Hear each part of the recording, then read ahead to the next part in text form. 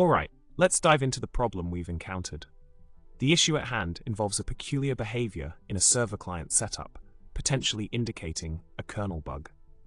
To reproduce this problem, a scenario where running a server with a specific configuration leads to an unexpected data loss in multiple TCP connections is outlined.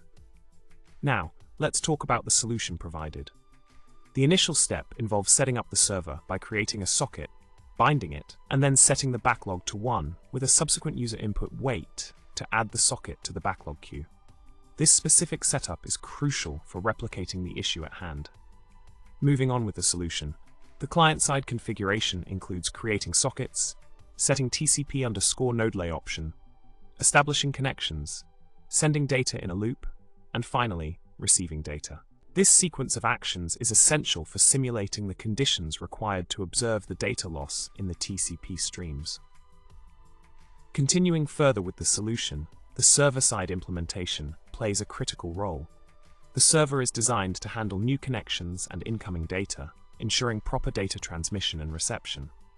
By structuring the server-side operations as described, the behavior leading to data loss can be reproduced effectively. In summary, we've discussed a complex problem involving data loss in TCP connections and outlined a detailed solution to replicate and address this issue.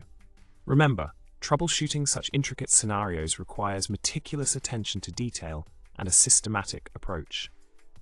Thanks for watching, and don't forget to subscribe, like, and share your thoughts in the comments section below.